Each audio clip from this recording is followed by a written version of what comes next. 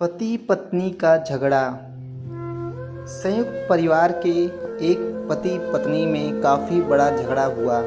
यह झगड़ा उन छोटे मोटे झगड़ों से ज़्यादा गंभीर था जो हर पति पत्नी में सामान्यतः होता है, क्योंकि इस झगड़े में एक दूसरे की आलोचना करते करते बात इतनी बिगड़ जा गई थी कि पति पत्नी एक दूसरे से अब तलाक मांगने तक बातें करने लगे थे।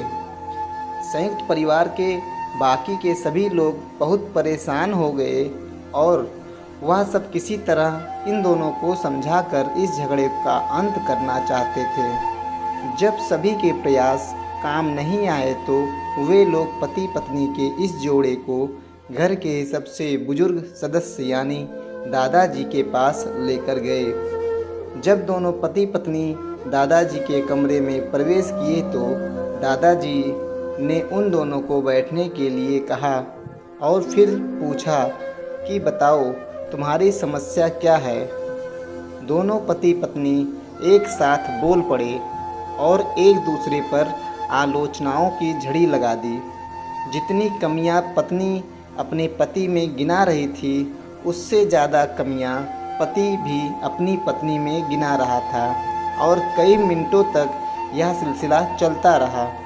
दादाजी ने भी इन दोनों को नहीं रोका और इनको अपना अपना गुस्सा एक दूसरे पर उतारने दिया।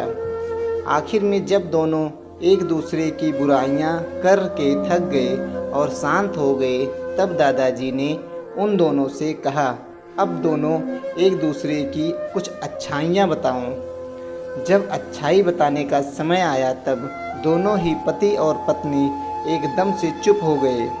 शायद गुस्से में उन्हें कुछ याद नहीं आ रहा था या फिर गुस्से की वजह से ही वह एक दूसरे की अच्छाइयाँ बताना नहीं चाहते थे। दादाजी ने यह बात भी महसूस कर ली। थोड़ी देर तक जब कोई भी नहीं बोला तब दादाजी ने कहा, अच्छा ठीक है, यह लो पेपर और पेन और एक दूसरे की अच्छाइयाँ इसमें लिखो। पति पत्नी दोनों ने ही पेपर और पेन लिया और एक दूसरे से काफ़ी दूर जाकर बैठ गए। थोड़ी देर तक न पति ने कुछ लिखा न पत्नी ने। फिर पति ने पेपर में कुछ लिखना शुरू किया। उसे देखकर पत्नी ने भी अपने पेपर में लिखना शुरू कर दिया। ऐसा लग रहा था जैसे दोनों एक दूसरे से कंपटीशन कर रहे हों। काफ़ी समय तक दोनों ने पेपर में लिखा और जब पेपर लिखावट से भर गया तब दोनों ही अपना अपना पेपर लेकर दादाजी के पास उन्हें देने के लिए गए। दादाजी ने उन दोनों के ही पेपर लेने से मना कर दिया और कहा कि अपने अपने पेपर एक दूसरे को दे दो और अब एक दूसरे के पेपर पढ़ो। पति ने पत्नी को और पत्नी ने पति को अपना पेपर दे दिया। वे एक दूसरे के पेपर पढ़ने लगे। थोड़ी देर बाद पति और पत्नी दोनों ही आंखों में आंसू थे। पेपर में अपने बारे में लिखी अच्छाइयाँ पढ़कर पत्नी तो फूट फूट कर रोने लगी।